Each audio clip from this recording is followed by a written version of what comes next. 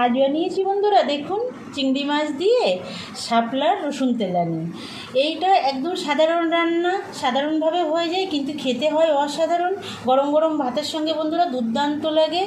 এই সহজ রান্নাটা আমি কিভাবে করেছি দেখে নিন একটা লাইক দিয়ে।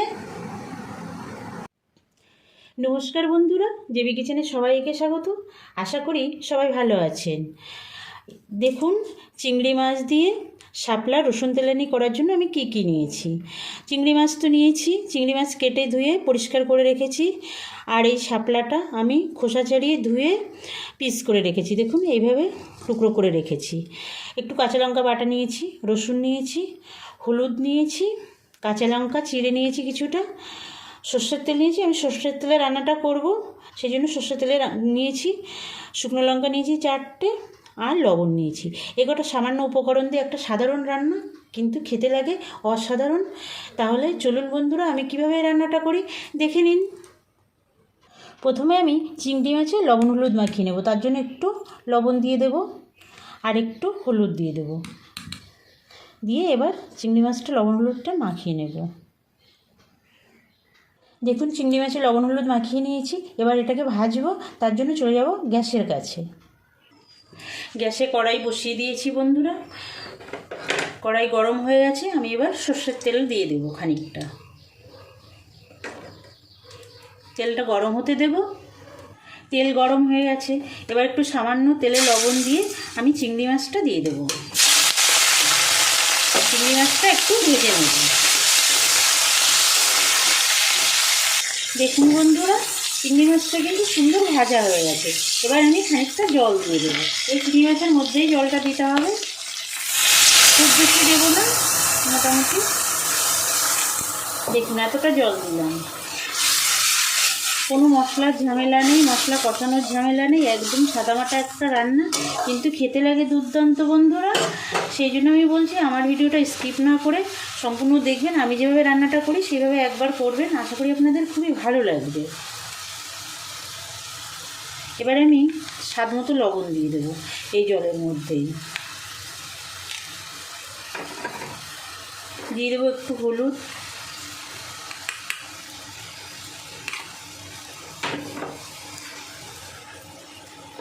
আর দিয়ে দেবো 1 চামচ কাঁচা লঙ্কা বাটা।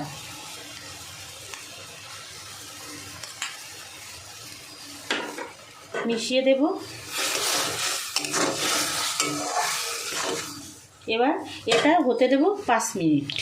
5 মিনিট ঢাকা দিয়ে রাখবো, ঢাকা দিয়ে 5 মিনিট হতে দেব। দেখুন বন্ধুরা 5 মিনিট হয়ে গেছে, ঢাকাটা তুলে নিলাম। এবার আমি দেখুন ঝোলটা অনেকটাই টেনে গেছে, একদম কম ঝোল আছে। এই শাপলাতে কিন্তু অনেকটা জল বেরিয়ে আসে, সেই জন্য জল খুব কম রাখতে হবে। এবার আমি শাপলাগুলো এর মধ্যে দিয়ে দেবো। গ্যাসটা হাইতে করে দিতে হবে।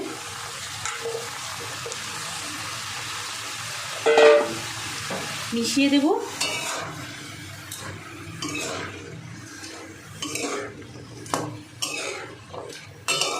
ঢাকা না দিয়ে আমি 5 মিনিট এইভাবেই রান্না করে নেব।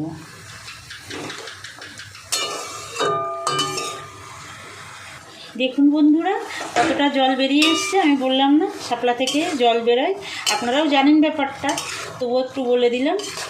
এ দেখুন কতটা জল বেরিয়েছে। সেই জন্য গ্যাসটা হাইতে রাখতে হবে, রেখে না ঢেকেই 5 মিনিট রান্না করে নিতে হবে। যে সকল নতুন বন্ধুরা এখনও পর্যন্ত আমার চ্যানেলটা সাবস্ক্রাইব করেননি, সেসব বন্ধুদের কাছে আমার অনুরোধ, বন্ধুরা আমার চ্যানেলটা সাবস্ক্রাইব করে আমার সঙ্গে থাকবেন, বেল আইকনটা প্রেস করে রাখবেন। যখনই আমি নতুন কোনো রান্নার ভিডিও আপলোড করব আপনাদের কাছে আপডেট পৌঁছে যাবে, আপনারা আপনাদের সময় মতো দেখে নিতে পারবেন। নোটিফিকেশানটা চলে যাবে, আপনারা আপনাদের সময় মতো দেখে নিতে পারবেন।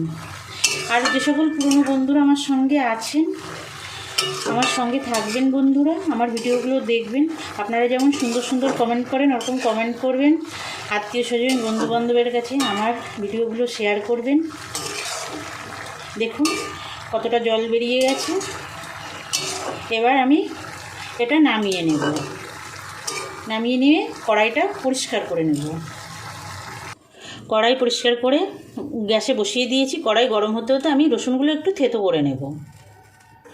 কড়াই গরম হয়ে গেছে, রসুনও আমার থেতো করে নেওয়া হয়ে গেছে। দেখুন, এবার আমি কড়াইতে সর্ষের তেল দিয়ে দেব।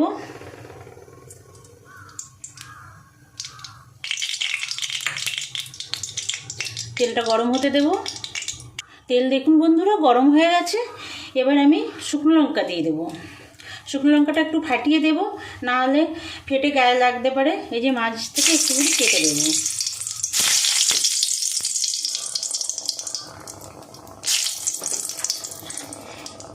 এবার কাঁচা লঙ্কাটা দিয়ে দেবো।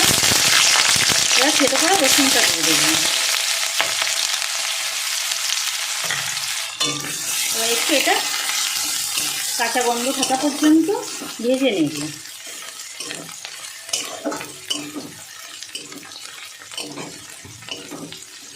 খুব চটজলদি হয়ে যায় বন্ধুরা, মশলা লাগেই না, কিন্তু খেতে দুর্দান্ত লাগে গরম ভাতের সঙ্গে। আমি যেভাবে তৈরি করছি একবার করবেন। এখন বর্ষার টাইমে তো শাপলা খুবই পাওয়া যায়, দেখবেন সবারই খুব পছন্দ হবে। রসুনটা দেখুন প্রায় ভাজা হয়ে গেছে।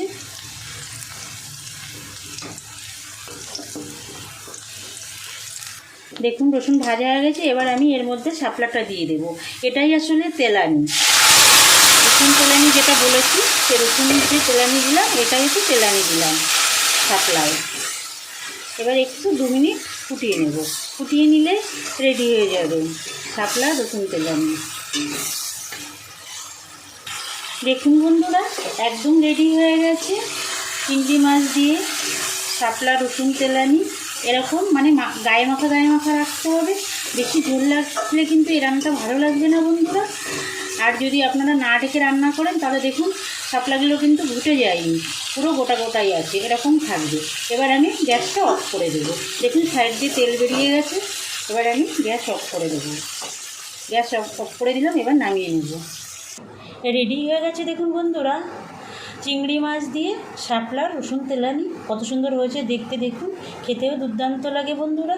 বানাবেন এই সহজ রেসিপিটি। আর এতক্ষণ পর্যন্ত আমার সঙ্গে থাকার জন্য আপনাদেরকে অসংখ্য ধন্যবাদ। আজ তাহলে এই পর্যন্ত থাক, আবার দেখা হবে নতুন কোনো রান্নার সঙ্গে। সবাই ভালো থাকবেন। নমস্কার।